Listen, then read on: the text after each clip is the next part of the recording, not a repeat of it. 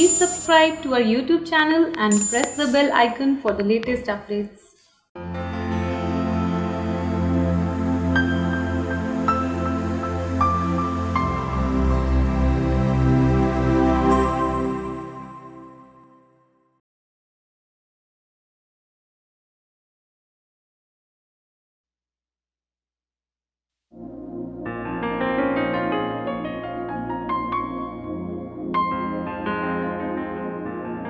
ਇਨਾਂ ਦੇ ਰਾਹ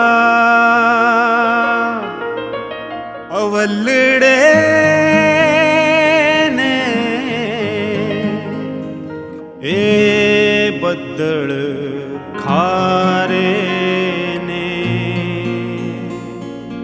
ਧਰਤੀ 'ਚ ਸ਼ਬਦ ਬੀਜਦੇ ਇਹ ਅੰਬਰਾਂ ਦੇ ਸਿਰਨਾਵੇਂ ਨੇ ਅੰਬਰਾਂ ਦੇ ਸਿਰਨਾਵੇਂ ਅੰਬਰਾਂ ਦੇ ਸਿਰਨਾਵੇਂ ਅੰਬਰਾਂ ਦੇ ਸਿਰਨਾਵੇਂ ਅੰਬਰਾਂ ਦੇ ਸਿਰਨਾਵੇਂ ਅੰਬਰਾਂ ਦੇ ਸਿਰਨਾਵੇਂ ਅੰਬਰਾਂ ਦੇ ਸਿਰਨਾਵੇਂ।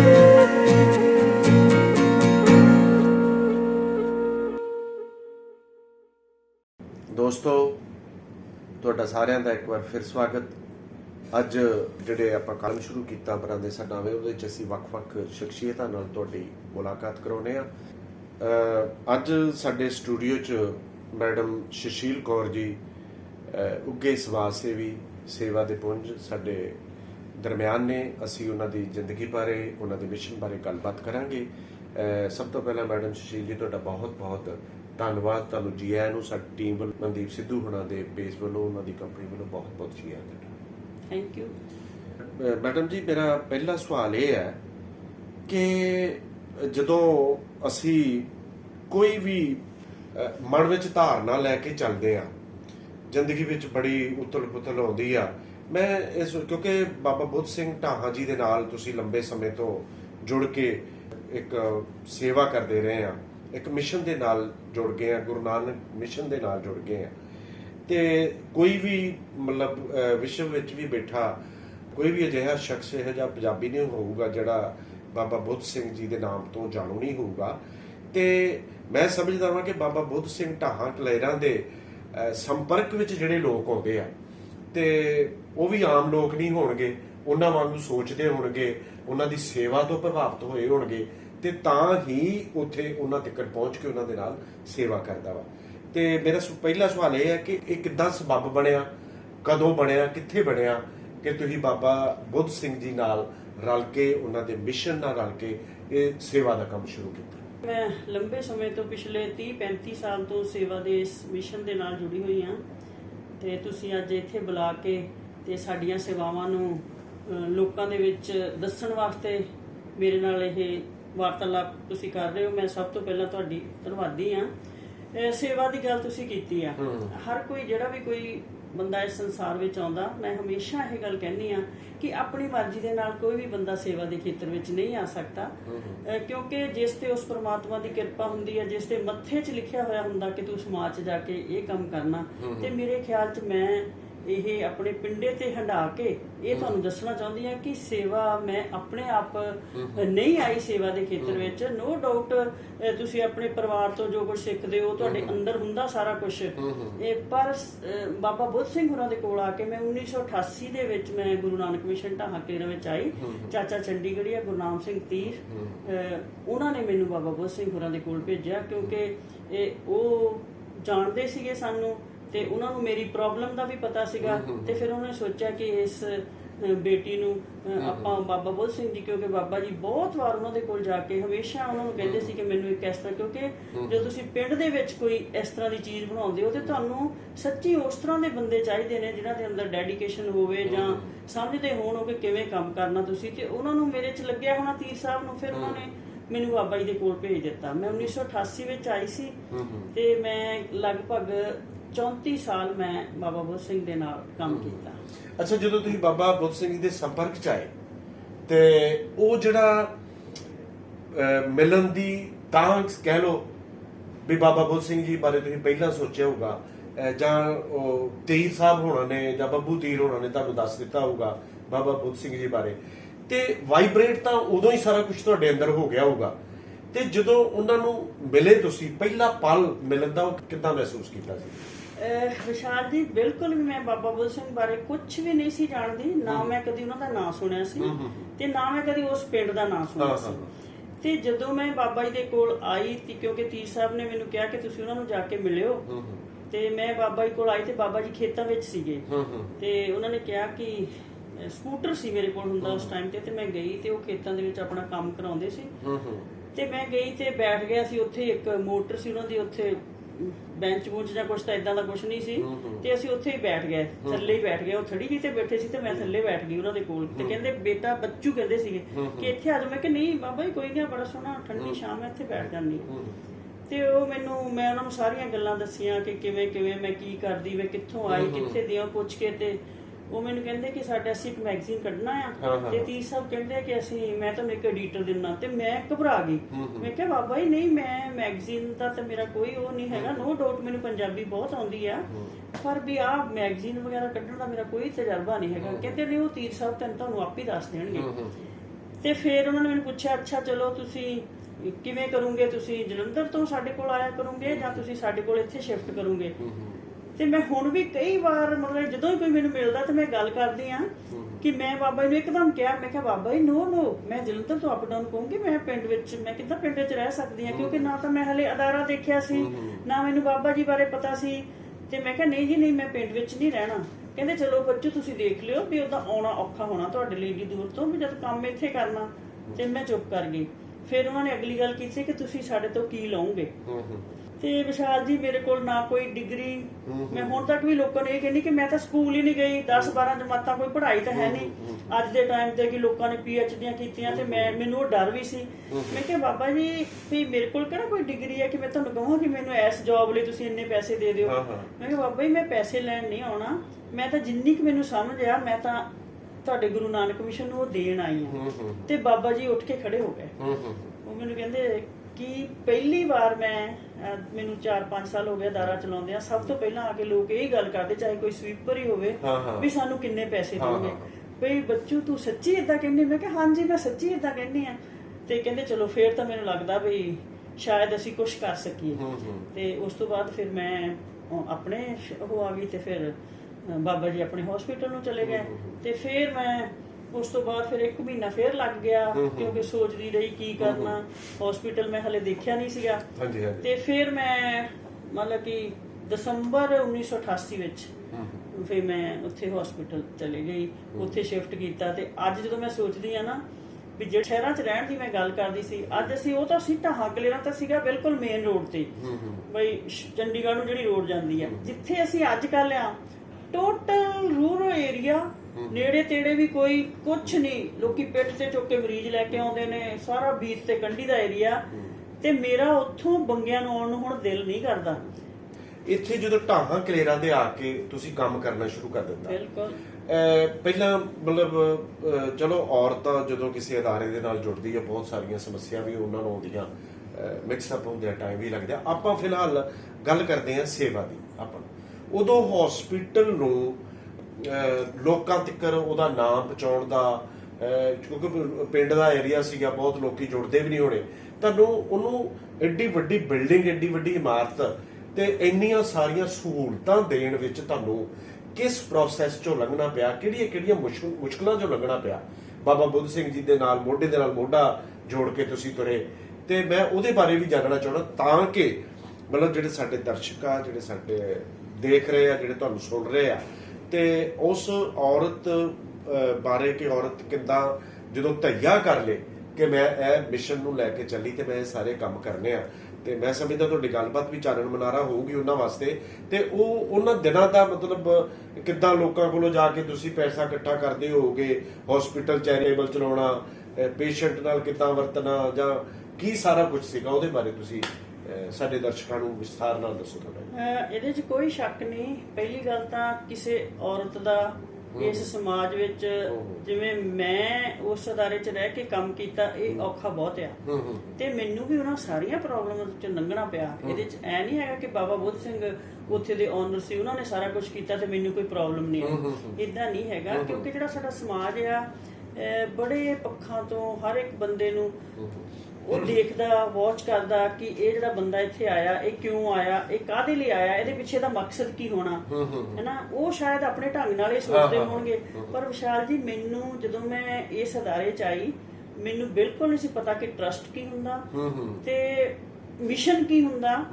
ਮੈਂ ਤੇ ਆਪਣੀ ਉਸ ਸਮਾਜਿਕ ਤੌਰ ਤੇ ਜਿਹੜੀ ਪ੍ਰੋਬਲਮ ਸੀ, ਮੈਂ ਉਹਨੂੰ ਵੀ ਨਹੀਂ ਉਹ ਸਾਰਾ ਕੁਝ ਐ ਸੀ ਵੀ ਚਲੋ ਇਹ ਬੰਦਾ ਕਹਿੰਦੇ ਸੇਵਾ ਕਰਨ ਆਇਆ, ਵੀ ਇਹਦੇ ਨਾਲ ਜੁੜ ਕੇ ਸ਼ਾਇਦ ਮੈਨੂੰ ਚੰਗਾ ਲੱਗੇ, ਹੈਨਾ। ਤੇ ਸੋ ਜਦੋਂ ਮੈਂ ਆਈ, ਆ ਕੇ ਫਿਰ ਮੈਂ ਦੇਖਿਆ ਕਿ ਉਹ ਬੰਦਾ ਇਕੱਲਾ ਕਿਵੇਂ ਕੈਨੇਡਾ, ਫਿਰ ਕਿਉਂਕਿ ਬਾਬਾ ਜੀ ਸਾਰੀਆਂ ਗੱਲਾਂ ਦੱਸਦੇ ਸੀ ਕਿ ਮੈਂ ਕਿਵੇਂ ਕੈਨੇਡਾ ਦੀ ਧਰਤੀ ਤੋਂ ਇੱਥੇ ਹੈਲਥ ਤੇ ਐਜੂਕੇਸ਼ਨ ਤੇ ਕੰਮ ਕਰਨ ਆਇਆ। ਟਰਸਟ ਮੈਂਬਰ ਨੇ, ਟਰਸਟੀ ਨੇ ਸਾਡੇ, ਉਹ ਸਾਰੇ ਮੇਰੇ ਸਾਥੀ ਨੇ।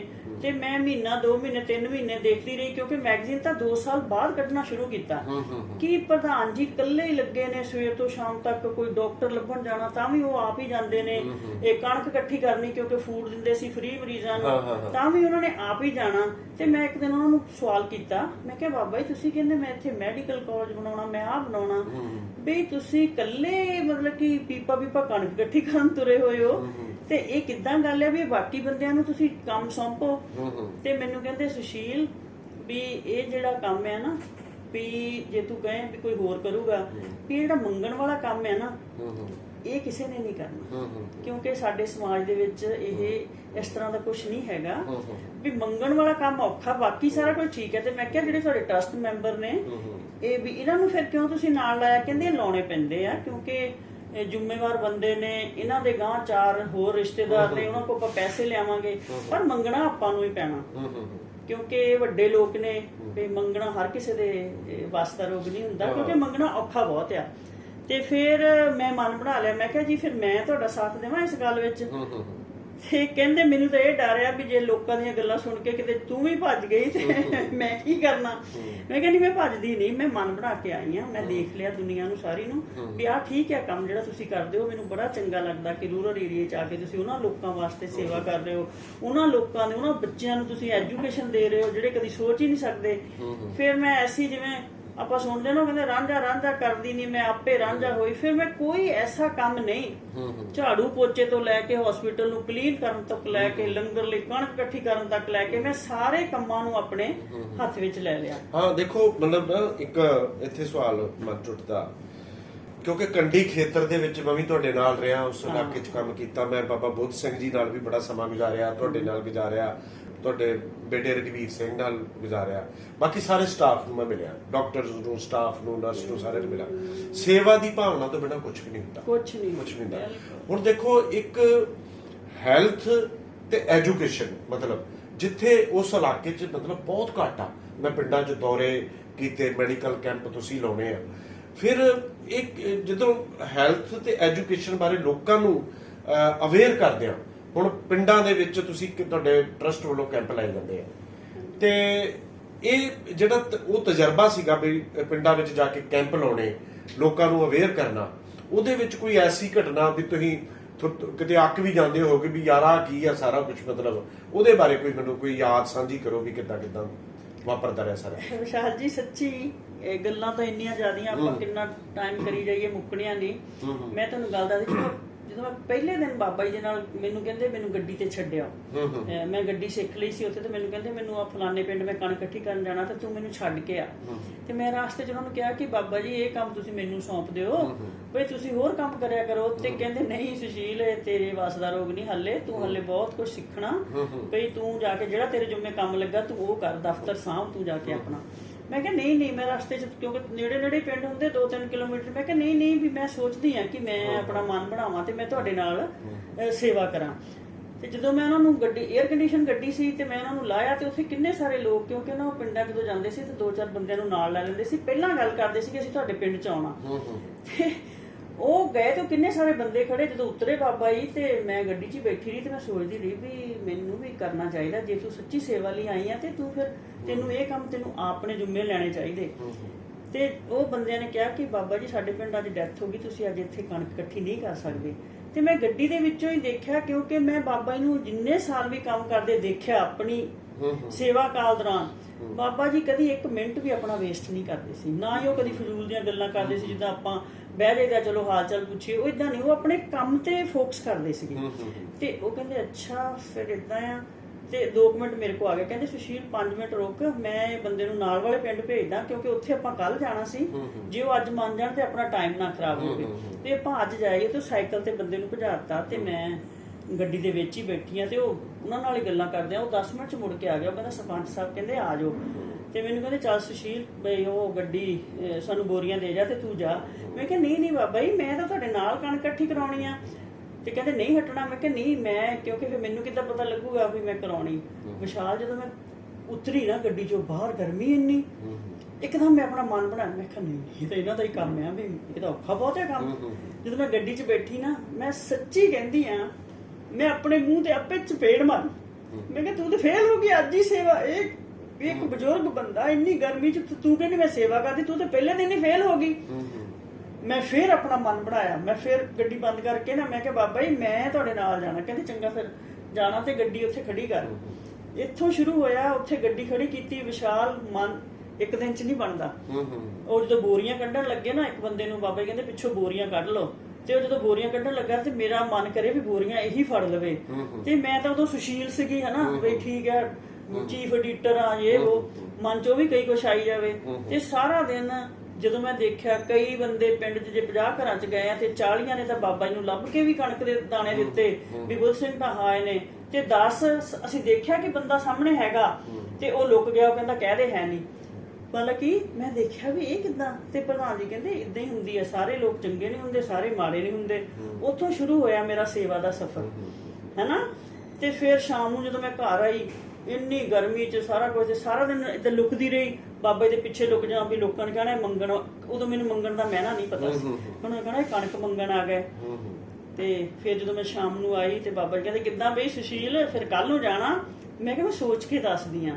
ਵਿਸ਼ਾਲ ਇਹ ਸੱਚੀ ਗੱਲ ਹੈ, ਮੈਂ ਹਿਸਟਰੀ ਲਿਖੀ ਆ ਮੈਂ ਆਪਣੀ, ਤੇ ਉਹਦੇ 'ਚ ਮੈਂ ਲਿਖਿਆ ਇਹ ਗੱਲ। ਜਦੋਂ ਮੈਂ ਆਈ, ਮੈਂ ਇਸ਼ਨਾਨ ਕੀਤਾ, ਬੜੀ ਗਰਮੀ ਸੀ ਤੇ ਮੇਰੇ ਕੋਲ ਨਾ, ਮੈਂ ਚਲੋ ਕਿਤਾਬਾਂ ਪੜ੍ਹਨ ਦੀ ਆਦਤ ਸ਼ੁਰੂ ਤੋਂ ਬਹੁਤ ਹੈ ਤੇ ਲਾਇਬ੍ਰੇਰੀ ਪੂਰੀ ਆ, ਅਜੇ ਵੀ ਮੇਰੇ ਦਫ਼ਤਰ ਵਿੱਚ ਪੂਰੀ ਸ਼ੌਕ ਹੈ ਪੜ੍ਹਨ ਦਾ। ਤੇ ਮੈਂ ਨਾ ਨਹਾ ਨੂ ਕੇ ਤੇ ਮੈਂ ਉੱਥੋਂ ਇੱਕ ਕਿਤਾਬ ਕੱਢੀ, ਮਨ ਬੜਾ ਹੀ ਇੰਨਾ ਜ਼ਿਆਦਾ ਇਦਾਂ ਹੋਇਆ ਸੀ ਵੀ ਮੈਂ ਇਹ ਕੰਮ ਕਰਾਂ ਕਿ ਨਾ ਕਰਾਂ। ਇਹ ਪਹਿਲੇ ਦਿਨ ਦੀ ਗੱਲ ਆ, ਜਦੋਂ ਮੈਂ ਪਹਿਲੇ ਦਿਨ ਪਿੰਡਾਂ 'ਚ ਨਿਕਲੀ ਆ।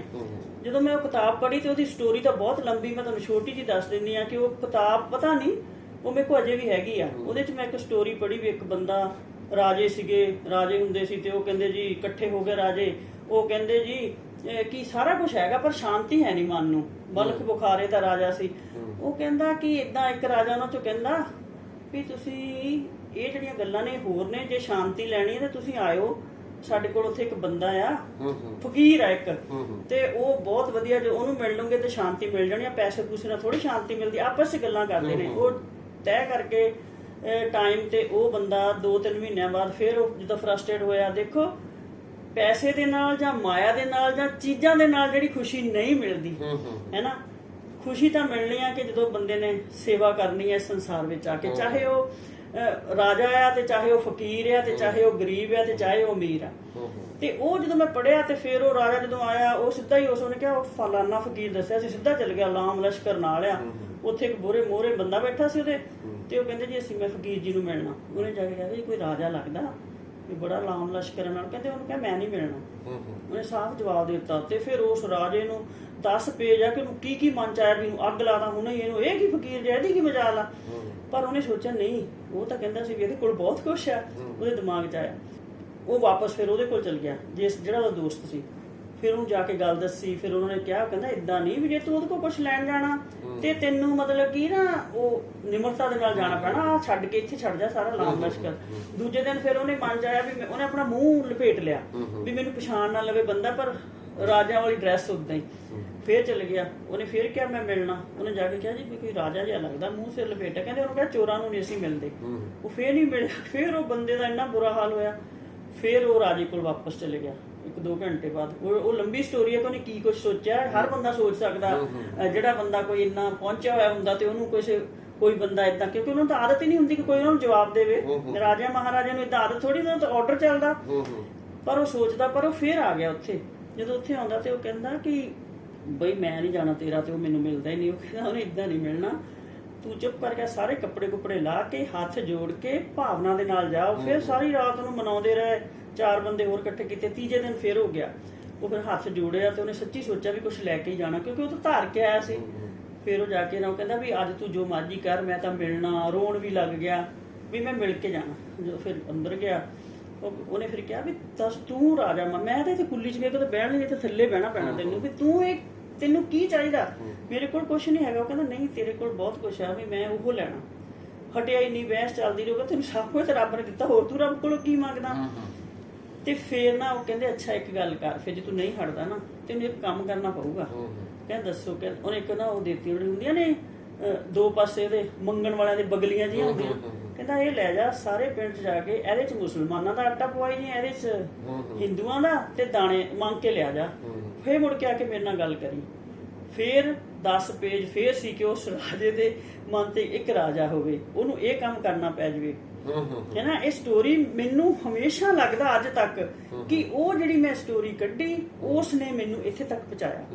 ਫਿਰ ਉਹ ਜਦੋਂ ਪਹਿਲਾਂ ਤਾਂ ਉਹ ਬੜਾ ਏਦਾਂ ਕਰਦਾ, ਫਿਰ ਉਹਦੇ ਮਨ 'ਚ ਇੱਕ ਗੱਲ ਸੀ ਕਿ ਮੈਂ ਕੁਛ ਇੱਥੋਂ ਲੈ ਕੇ ਜਾਣਾ ਜਿਹੜਾ ਸ਼ਾਂਤੀ ਦਿੰਦਾ, ਵੀ ਚੱਲ ਕੋਈ ਨਹੀਂ।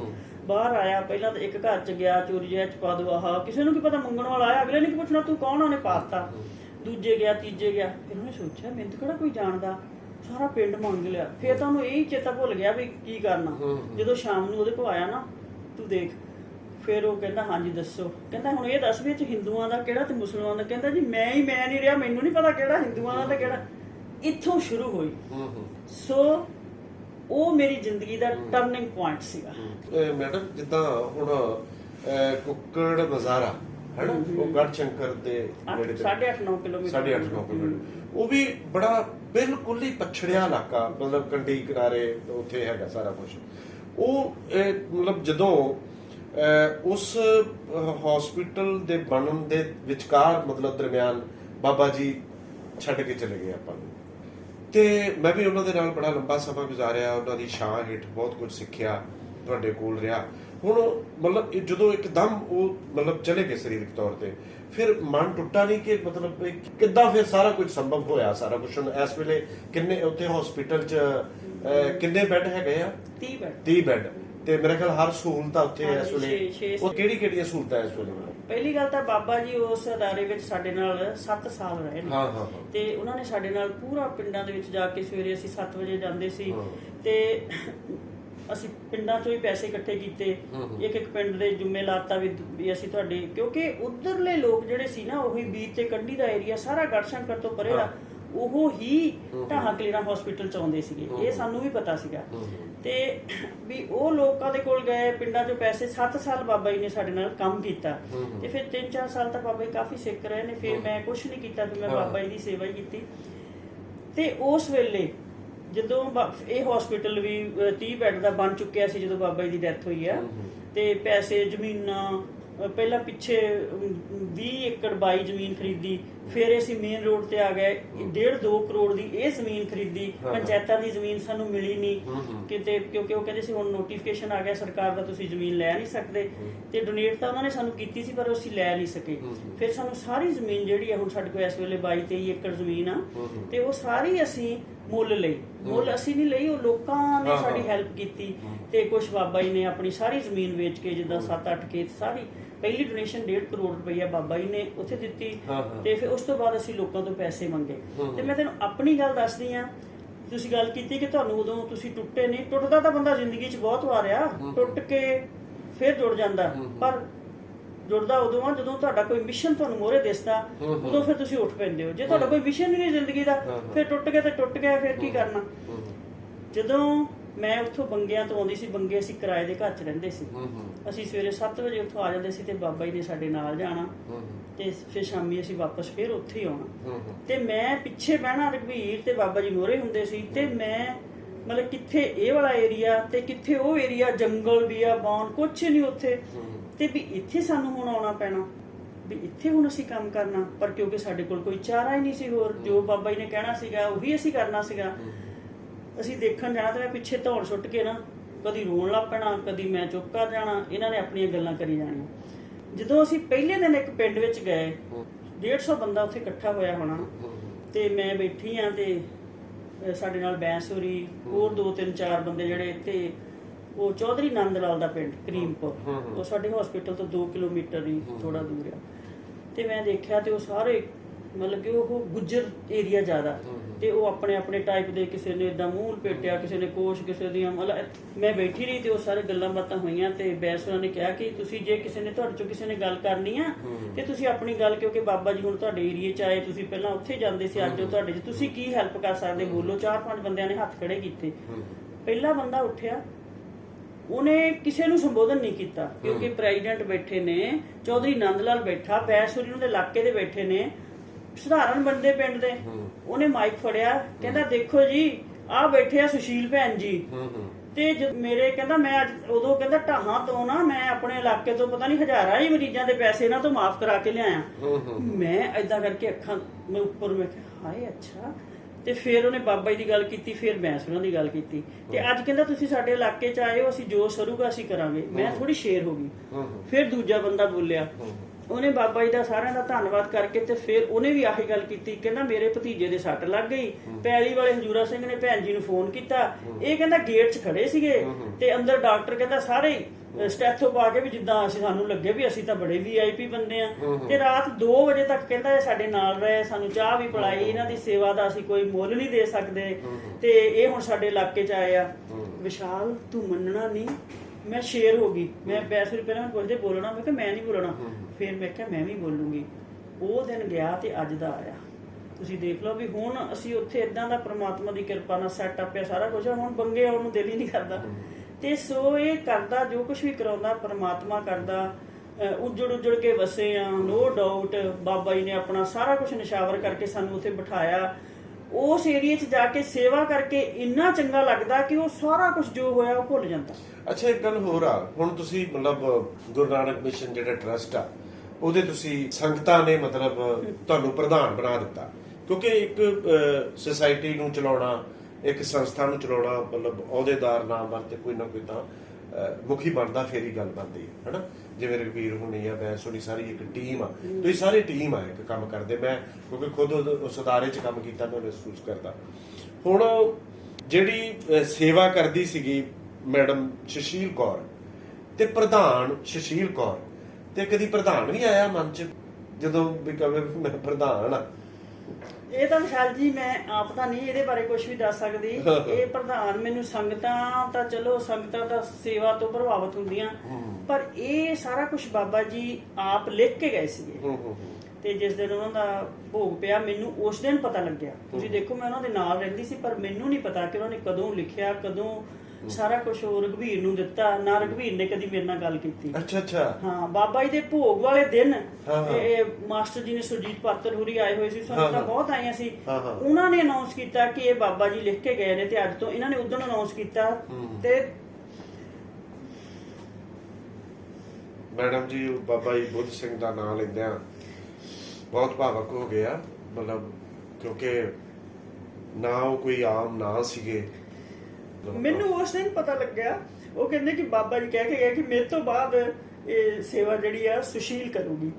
ਤੇ ਪਾਤਰ ਜੀ ਨੇ ਅਨਾਉਂਸ ਕੀਤਾ, ਤੇ ਤੁਸੀਂ ਮੰਨਣਾ ਨਹੀਂ, ਉਹਨਾਂ ਨੇ ਫਿਰ ਉੱਥੇ ਚਲੋ ਜੋ ਵੀ ਫਾਰਮੈਲਿਟੀ ਸੀ, ਉਹਨਾਂ ਦੇ ਪਰਿਵਾਰ ਨੇ ਵੀ ਸਾਰਿਆਂ ਨੇ ਸਰੋਪੇ ਦਿੱਤੇ, ਜੋ ਵੀ ਕੁਝ ਹੋਇਆ। ਪਰ ਮੈਂ ਉਸ ਤੋਂ ਬਾਅਦ ਜਿੱਦਾਂ ਸੁੰਨ ਹੋ ਗਈ ਤੇ ਦਫ਼ਤਰ 'ਚ ਆਏ ਤੇ ਬਾਬਾ ਜੀ ਦੀ ਚੇਅਰ ਤੇ ਮੈਨੂੰ ਸਾਰੇ ਕਹਿੰਦੇ ਇੱਥੇ ਬੈਠ। ਮੈਂ ਜਿਹੜੇ ਸਾਡੇ ਟਰਸਟੀ ਨੇ ਬਲਵੀਰ ਸਿੰਘ ਬੈਂਸ, ਮਹਿੰਦਰ ਸਿੰਘ ਭਾਟੀਆ ਤੇ ਦੀਪਕ ਬਾਲੀ ਤੇ ਅਸੀਂ ਸਾਰੇ ਰਘਬੀਰ, ਅਸੀਂ ਸਾਰੇ ਇਹ ਸਾਰੇ ਬੈਠੇ ਤੇ ਮੈਨੂੰ ਕਹਿੰਦੇ ਤੁਸੀਂ ਕੁਰਸੀ ਤੇ ਬੈਠੋ, ਹੈ ਨਾ। ਤੇ ਮੈਂ ਉਹਨਾਂ ਦੇ ਚਰਨਾਂ 'ਚ ਬੈਠ ਗਈ।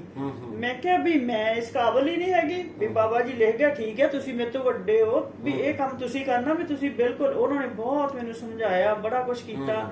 ਫਿਰ ਮੈਂ ਉਹਨਾਂ ਨੂੰ ਇਹ ਵੀ ਗੱਲ ਸੁਣਾਈ, ਮੈਂ ਕਿਹਾ ਤੁਹਾਨੂੰ ਪਤਾ ਜਦੋਂ ਕਪੂਰ ਸਿੰਘ ਨੂੰ ਨਵਾਬੀ ਦੇਣ ਗਏ ਸੀ ਉਹ ਕਹਿੰਦੇ ਚੱਲ ਠੀਕ ਹੈ ਮੈਂ ਤੁਹਾਡੀ ਗੱਲ ਮੰਨ ਲੈਣਾ, ਪਰ ਮੈਨੂੰ ਤੁਸੀਂ ਘੋੜਿਆਂ ਦੀ ਲਿੱਦ ਸਿੱਟਣ ਤੋਂ ਨਹੀਂ, ਉਹ ਮੈਂ ਚੁੱਕਣੀ ਆ ਉਹ ਤੋਂ ਨਹੀਂ ਤੁਸੀਂ ਮੈਨੂੰ। ਸੋ ਮੇਰੇ ਮਨ ਵਿੱਚ ਇਦਾਂ ਦੀ ਸੇਵਾ ਆ। ਹੁਣ ਇੱਕ ਮੇਰਾ ਸਵਾਲ ਇੱਥੇ ਆ ਵੀ ਜਿਹੜਾ ਤੁਸੀਂ ਕੰਮ ਕਰ ਰਹੇ ਆ ਖੁਦ, ਤੇ ਇੱਕ ਤੁਹਾਡਾ ਮਤਲਬ ਸਮਾਜ ਜਿਹੜਾ ਅੱਜ ਆ, ਨੌਜਵਾਨ ਪੀੜ੍ਹੀ ਆ, ਨੌਜਵਾਨ ਕੁੜੀਆਂ ਮੁੰਡੇ ਆ, ਉਹਨਾਂ ਨੂੰ ਕੀ ਸੁਨੇਹਾ ਦੇਣਾ ਚਾਹੋਗੇ ਤੁਸੀਂ? ਦੇਖੋ ਵਿਸ਼ਾਲ ਜੀ, ਦੇਖੋ ਨੌਜਵਾਨ ਜਿਹੜੀ ਪੀੜ੍ਹੀ ਹੈ ਸਾਡੀ ਅੱਜ ਦੀ, ਅਸੀਂ ਬੈਠ ਕੇ ਸੋਚਦੇ ਹੁੰਨੇ ਆ, ਪਹਿਲੀ ਗੱਲ ਤਾਂ ਅਸੀਂ ਨੌਜਵਾਨ, ਕਿਉਂਕਿ ਸਾਡੇ ਹਸਪੀਟਲ ਤਾਂ ਹੈਗਾ, ਜਿਹੜਾ ਐਜੂਕੇਸ਼ਨ ਦੇ ਅਦਾਰੇ ਆ ਉਹ ਸਾਡੇ ਏਜੰਡੇ ਤੇ ਆ, ਪਰ ਦੇਖੋ ਉਹਦੇ ਲਈ ਕਿੰਨਾ ਸਾਰਾ ਇਨਫਰਾਸਟ੍ਰਕਚਰ ਚਾਹੀਦਾ, ਕਿੰਨੇ ਲੋਕ ਸਾਡੇ ਨਾਲ ਹੋਰ ਉਸ ਤਰੀਕੇ ਨਾਲ ਜੁੜਨ ਤੇ ਅਸੀਂ ਉਧਰ ਨੂੰ ਤੁਰ ਸਕਦੇ ਆ। ਇਹ ਮੇਰਾ ਤੇ ਜਿਹੜਾ ਮੈਂ ਹਮੇਸ਼ਾ ਕਹਿੰਦੀ ਕਿ ਮੈਂ ਉਸ ਟਾਈਮ ਤੱਕ 24 ਘੰਟੇ ਕੰਮ ਕਰਨ ਲਈ ਵੀ ਤਿਆਰ ਆ ਜਦ ਤੱਕ ਮੈਂ ਮੈਡੀਕਲ ਕਾਲਜ ਦੁਆਬੇ ਦੀ ਧਰਤੀ ਤੇ ਨਹੀਂ ਦੇਣਾ। ਇਹ ਮੇਰਾ ਆਪਣੀ ਮਤਲਬ ਕਿ ਉਹ ਆ ਕਿ ਜਿਹੜੇ ਬਾਬਾ ਬੁੱਧ ਸਿੰਘ ਸੀ ਉਹ ਕੈਨੇਡਾ ਦੀ ਧਰਤੀ ਤੋਂ ਇਹ ਸੁਪਨਾ ਲੈ ਕੇ ਆਏ ਸੀ ਕਿ ਮੈਂ ਉੱਥੇ ਮੈਡੀਕਲ ਕਾਲਜ ਦੇਣਾ, ਪਰ ਉਹਨਾਂ ਨੂੰ ਸ਼ਾਇਦ ਇਹ ਨਹੀਂ ਪਤਾ ਸੀ ਕਿ ਮੈਡੀਕਲ ਕਾਲਜ ਤੋਂ ਪਹਿਲਾਂ ਕਿੰਨੀਆਂ ਹੋਰ ਫਾਰਮੈਲਿਟੀਜ਼ ਆ ਜਿਹੜੀਆਂ ਕਿ ਉਹਨਾਂ ਨੇ ਕਰ ਲਈਆਂ ਸੀ ਪੂਰੀਆਂ, ਬਿਲਕੁਲ ਨੇੜੇ ਸੀ, ਪਰ ਪਰਮਾਤਮਾ ਨੂੰ ਕੀ ਮਨਜ਼ੂਰ ਆ, ਕਿਹੜੀ ਥਾਂ ਤੇ ਕਿਹੜੀ ਚੀਜ਼ ਬਣਨੀ ਆ, ਇਹ ਤਾਂ ਉਹਨੂੰ ਪਤਾ ਨਾ। ਤੇ ਸੋ ਬਹੁਤ ਛੇਤੀ ਮੈਂ ਤਾਂ ਲੋਕਾਂ ਨੂੰ ਇਹੀ ਕਹਿੰਨੀ ਆ ਕਿ ਤੁਸੀਂ ਸਾਡੇ ਨਾਲ ਜੁੜੋ। 100 ਰੁਪਇਆ ਮਹੀਨਾ, 350 ਪਿੰਡ ਆ, ਮੈਂ ਕਿਹਾ ਤੁਸੀਂ 100 ਰੁਪਇਆ ਮਹੀਨਾ ਘਰ ਭਰਤੀ ਸਾਨੂੰ ਦੇ ਦਿਓ, ਅਸੀਂ ਤੁਹਾਨੂੰ 4 ਸਾਲਾਂ 'ਚ ਇੱਥੇ ਮੈਡੀਕਲ ਕਾਲਜ ਬਣਾ ਦਾਂਗੇ, ਪਰ ਉਹ ਔਖਾ ਬਹੁਤ ਆ। ਨਹੀਂ ਮੈਡਮ ਜੀ, ਪਤਾ ਗੱਲ ਕੀ, ਦੇਖੋ ਇਹ ਕੋਈ ਔਖਾ ਨਹੀਂ ਆ। ਅੱਜ ਸਾਡਾ ਜਿਹੜਾ ਸੁਨੇਹਾ ਲੋਕਾਂ ਕੋਲ ਪਹੁੰਚ ਜਾਣਾ ਨਾ, ਤੇ ਉਹ ਬਹੁਤ ਸੌਖਾ ਹੋ ਜਾਣਾ ਵਾ। ਜਲਦੀ ਤੁਹਾਡਾ ਮੈਡੀਕਲ ਕਾਲਜ ਬਣੂਗਾ, ਐਜੂਕੇਸ਼ਨ ਵੀ, ਸਕੂਲ ਵੀ ਖੁੱਲਣਗੇ, ਕਾਲਜ ਵੀ ਖੁੱਲਣਗੇ, ਲੋਕਾਂ ਦਾ ਵੱਡਾ ਕਾਫਲਾ ਬਹੁਤ ਜੁੜਨਗੇ ਵੀ ਤੁਹਾਡੇ, ਕਿਉਂਕਿ ਮੈਂ ਇਸ ਚੈਨਲ ਰਾਹੀਂ, ਇਸ ਪੇਜ ਰਾਹੀਂ ਮੈਂ ਲੋਕਾਂ ਨੂੰ ਸੁਨੇਹਾ ਵੀ ਦਿੰਦਾ ਕਿ ਵੱਧ ਤੋਂ ਵੱਧ ਲੋਕ ਤੁਹਾਡੇ ਨਾਲ ਜੁੜਨਗੇ, ਡੋਨੇਟ ਵੀ ਕਰਨਗੇ, ਸਭ ਕੁਝ ਕਰੂਗੇ। ਇੱਕ ਗੱਲ ਕਿ ਇਹ ਹੁੰਦੀ ਆ ਕਿ ਹੋ ਸਕਦਾ ਮੇਰੇ ਕੋਲ ਉਹ ਗੱਲ ਰਹਿ ਗਈ ਹੋਵੇ ਪੁੱਛਣ 'ਚ, ਤੇ ਜਾਂ ਦੂਜੇ ਲਫ਼ਜ਼ਾਂ 'ਚ ਕਹਿ ਲਓ ਵੀ ਸਵਾਲ ਵੀ ਤੁਹਾਡਾ ਵਾ ਤੇ ਜਵਾਬ ਵੀ ਤੁਹਾਡਾ ਵਾ। ਮੈਨੂੰ ਬਹੁਤ ਚੰਗਾ ਲੱਗਿਆ, ਚਲੋ ਆਪਾਂ ਗੱਲਾਂ ਕੀਤੀਆਂ ਨੇ, ਕਿਉਂਕਿ ਜਦੋਂ ਸੇਵਾ ਦੀ ਗੱਲ ਕਰਦੇ ਆ, ਸੇਵਾ ਕੋਈ ਔਖੀ ਨਹੀਂ ਜੇ ਇਹ ਤੁਸੀਂ ਮਨ ਬਣਾ ਲਿਆ, ਕਿਉਂਕਿ ਮੈਂ ਤੇ ਬੜੇ ਲੰਬੇ ਸਮੇਂ ਤੋਂ ਇਸ ਪਾਸੇ ਲੱਗੀ ਆ ਕਿ ਸੇਵਾ ਜਿਹੜੀ ਆ ਸੱਚੀ ਮੁੱਚੀ, ਪਰ ਸ਼ਰਤ ਇਹਦੇ 'ਚ ਇਹੀ ਆ ਕਿ ਉਹਦੇ 'ਚ ਤੁਹਾਡਾ ਮਤਲਬ ਕਿ ਸਵਾਰਥ ਨਾ ਕੋਈ ਵੀ ਹੋਵੇ। ਜਦੋਂ ਕੋਈ ਸਵਾਰਥ ਨਹੀਂ, ਜਦੋਂ ਤੁਸੀਂ ਸਾਰਾ ਕੁਝ, ਕਿਉਂਕਿ ਮੈਂ ਤਾਂ ਇੰਨਾ ਲੰਬਾ ਸਮਾਂ ਸਾਰਾ ਕੁਝ, ਭਾਵੇਂ ਮੈਂ ਬਾਬਾ ਬੁੱਧ ਸਿੰਘ ਕੋਲ ਰਹੀ, ਭਾਵੇਂ ਮੈਂ ਕੱਲੀ ਰਹੀ ਜਲੰਧਰ ਸ਼ਹਿਰ 'ਚ, ਭਾਵੇਂ ਮੈਂ ਹੁਣ ਰਹਿੰਦੀ ਆ, ਮੇਰਾ ਆਪਣੇ ਤਰ੍ਹਾਂ ਦਾ ਰਹਿਣ ਸਹਿਣ ਦਾ ਜੋ ਕੁਝ ਵੀ ਸਾਰਾ ਕੁਝ ਆ ਉਹਨੂੰ ਅਸੀਂ ਉਸੇ ਤਰ੍ਹਾਂ ਬਰਕਰਾਰ ਰੱਖਿਆ। ਤੇ ਲੋਕਾਂ ਦਾ ਜਿਹੜਾ ਸਾਥ ਆ, ਲੋਕਾਂ ਦਾ ਸਾਥ ਜਦੋਂ ਤੁਸੀਂ ਕੰਮ ਕਰਦੇ ਆ, ਲੋਕ ਦੇਖਦੇ ਆ ਵੀ ਤੁਸੀਂ ਕੀ ਕਰਦੇ ਆ। ਇਹ ਸਾਨੂੰ ਕਦੀ ਵੀ ਇਦਾਂ ਦੀ ਕੋਈ ਪ੍ਰੋਬਲਮ ਨਹੀਂ ਆਈ। ਅੱਜ ਵੀ ਮੈਂ ਜਿਹੜੇ ਵੀ ਮਰਜ਼ੀ ਅਸੀਂ ਪਿੰਡ ਵਿੱਚ ਚੱਲ ਜਾਈਏ, ਜਿਹੜੇ ਵੀ ਬੰਦੇ ਕੋਲ ਚੱਲ ਜਾਈਏ ਵੀ ਸਾਨੂੰ ਲੋੜ ਆ, ਤੇ ਸਾਡੀ ਲੋੜ ਉਹ ਪੂਰੀ ਹੁੰਦੀ ਆ, ਪਰ ਉਹ ਹੁਣ ਦੇ ਲੈਵਲ ਤੇ ਆ ਨਾ। ਦੇਖੋ ਜਦੋਂ ਤੁਸੀਂ ਵੱਡਾ ਕਾਫਲਾ ਜੁੜਦਾ ਆ, ਲੋਕ ਹੋਰ ਤੁਹਾਡੇ ਨਾਲ ਜੁੜਦੇ ਨੇ, ਉਦੋਂ ਜਿਹੜੀਆਂ ਇਹ ਇੰਨੀਆਂ ਵੱਡੀਆਂ ਸੇਵਾਵਾਂ ਨੇ ਉਹ ਫਿਰ ਕਰਨ ਦੇ ਵਿੱਚ ਥੋੜੀ ਸੁਖਾਲ ਹੋ ਜਾਂਦੀ ਆ। ਤੇ ਸੋ ਮੈਂ ਇਹੀ ਸਾਰੀਆਂ ਸੰਗਤਾਂ ਨੂੰ ਇਹੀ ਅਪੀਲ ਕਰਦੀ ਆ ਕਿ ਦੇਖੋ ਤੁਹਾਨੂੰ ਦੇਖਣਾ ਚਾਹੀਦਾ ਸੰਗਤਾਂ ਨੂੰ ਕਿ ਕਿਹੜੇ ਲੋਕ ਨੇ ਸਮਾਜ ਦੇ ਵਿੱਚ ਜਿਹੜੇ ਸੱਚਮੁੱਚ ਅੰਦਰੋਂ ਧੁਰ ਅੰਦਰੋਂ ਲੱਗੇ ਨੇ ਲੰਬੇ ਸਮੇਂ ਤੋਂ। ਮੈਨੂੰ ਤਾਂ ਕੁਝ ਵੀ ਨਹੀਂ ਚਾਹੀਦਾ, ਘਰ ਬਾਬਾ ਜੀ ਉੱਥੇ ਬਣਾ ਕੇ ਗਏ ਨੇ, ਉਹ ਮੈਂ ਲਿਖ ਕੇ ਟਰਸਟ ਨੂੰ ਦੇ ਦਿੱਤਾ, ਟਰਸਟ ਦਾ ਗੈਸਟ ਹਾਊਸ ਹੋਣਾ, ਤੇ ਬਈ ਰਘਵੀਰ ਨੂੰ ਤੁਸੀਂ 2 ਕਮਰਿਆਂ ਦਾ ਘਰ ਜਦੋਂ ਤੁਹਾਡਾ ਦਿਲ ਕੀਤਾ ਬਣਾ ਦਿਓ, ਵੀ ਜਿੰਨਾ ਚਿਰ ਮੈਂ ਜਿੰਦੀ ਆ ਉਹਨਾਂ ਚਿਰ ਆਪਾਂ ਉੱਥੇ ਲੋਕਾਂ ਨੂੰ ਅਟੈਂਡ ਕਰਦੇ ਰਹਿੰਦੇ ਆ। ਉਸ ਤੋਂ ਬਾਅਦ ਉਹ ਘਰ ਜਿਹੜਾ ਆ ਉਹ ਗੁਰੂ ਨਾਨਕ ਮਿਸ਼ਨ ਦਾ ਉਹ ਗੈਸਟ ਹਾਊਸ ਹੋਊਗਾ। ਤੇ ਸੋ ਮੇਰੀ ਕੋਈ ਜ਼ਰੂਰਤ ਨਹੀਂ। ਤੇ ਇਦਾਂ ਹੀ ਮੈਨੂੰ ਲੱਗਦਾ ਕਿ ਰਘਵੀਰ ਨੇ ਸੀਏ ਕੀਤੀ, ਉਹ ਬਥੇਰੇ ਪੈਸੇ ਕਮਾ ਸਕਦਾ ਜੇ ਉਹਨੇ ਪੈਸੇ ਕਮਾਉਣੇ ਹੁੰਦੇ, ਪਰ ਉਹਦੇ 'ਚ ਜਿਹੜੀ ਡੈਡੀਕੇਸ਼ਨ ਆ ਉਹ ਮੈਂ ਕਹਿੰਦੀ ਆ ਸ਼ਾਇਦ ਉਹ ਮੇਰੇ ਨਾਲੋਂ ਵੀ ਜ਼ਿਆਦਾ ਆ। ਤੇ ਇਸੇ ਕਰਕੇ ਇਹ ਜਿਹੜਾ ਅਦਾਰਾ ਆ ਇਹ ਇੰਨੀ ਛੇਤੀ ਅੱਗੇ ਜਾ ਰਿਹਾ ਲੋਕਾਂ ਦੇ ਸਾਥ ਨਾਲ। ਲੋਕਾਂ ਨੇ ਵੀ ਬਹੁਤ ਸਾਥ ਦਿੱਤਾ, ਬਹੁਤ ਜ਼ਿਆਦਾ। ਅਮਰੀਕਾ ਦੇ ਵਿੱਚ ਬਾਬਾ ਜੀ ਦੇ ਮਤਲਬ ਕਿ ਬਹੁਤ ਵੱਡੇ ਵੱਡੇ ਡੋਨਰ ਨੇ, ਬਹੁਤ ਜ਼ਿਆਦਾ, ਉਹ ਜਿਹੜੇ ਹੁਣ ਵੀ ਸਾਡੇ ਨਾਲ ਨੇ, ਹੁਣ ਵੀ ਸਾਨੂੰ ਕਹਿੰਦੇ ਸਾਡੇ ਕੋਲ ਆਓ। ਦੁਬਈ ਦੇ ਵਿੱਚ 20-20 ਲੱਖ ਰੁਪਇਆ ਇੱਕ ਬੰਦਾ ਦੇਣ ਵਾਲਾ ਉੱਥੇ ਬੈਠਾ। ਤੇ ਸੋ ਇਸ ਤਰੀਕੇ ਦੇ ਨਾਲ ਅਸੀਂ ਚੱਲੇ ਆ, ਤੇ ਮੈਨੂੰ ਤਾਂ ਕਦੀ ਡਾਊਟ ਹੀ ਨਹੀਂ ਹੋਇਆ ਵੀ ਅਸੀਂ ਉਹਨੂੰ ਨਹੀਂ ਕਰ ਸਕਣਾ। ਅਸੀਂ 5-6 ਸਾਲਾਂ 'ਚ ਮੈਡੀਕਲ ਕਾਲਜ ਉੱਥੇ ਬਣਾਉਣਾ, ਲੋਕਾਂ ਦੇ ਸਹਿਯੋਗ ਨਾਲ ਬਣਾਉਣਾ। ਤੇ ਦੂਜੀ ਗੱਲ ਹੈ, ਤੁਹਾਨੂੰ ਘਬਰਾਉਣਾ ਨਹੀਂ ਚਾਹੀਦਾ। ਜਦੋਂ ਤੁਸੀਂ ਠੀਕ ਰਸਤੇ ਤੇ ਆ ਤੇ ਫਿਰ ਠੀਕ ਰਸਤੇ ਤੇ ਚੱਲਣ ਵਾਲੇ ਲੋਕ ਵੀ ਤੁਹਾਡੇ ਨਾਲ ਰਲ ਜਾਂਦੇ ਨੇ। ਬਿਲਕੁਲ, ਜਿਵੇਂ ਬਿਲਕੁਲ। ਐਸਪੀ ਸਿੰਘ ਜੀ ਉਬਰਾਏ, ਡਾਇਲਿਸਿਸ ਦਾ ਸੈਂਟਰ, ਆਈ ਦਾ ਸੈਂਟਰ ਸਾਰਾ ਉਹਨਾਂ ਨੇ ਬਣਾ ਕੇ ਦਿੱਤਾ। 1 ਕਰੋੜ ਰੁਪਈਆ ਉਦੋਂ ਅਨਾਉਂਸ ਕਰਕੇ ਗਏ ਜਦੋਂ ਬਾਬਾ ਜੀ ਦੀ ਅਸੀਂ ਬਿਲਡਿੰਗ ਸ਼ੁਰੂ ਕੀਤੀ ਆ, ਤੇ ਉਹਦੇ ਚੋਂ ਕੁਝ ਪੈਸੇ ਸਾਨੂੰ ਦੇ ਵੀ ਗਏ ਨੇ, ਪਰ ਅਸੀਂ ਉਹ ਸ਼ੁਰੂ ਨਹੀਂ ਕਰ ਸਕੇ।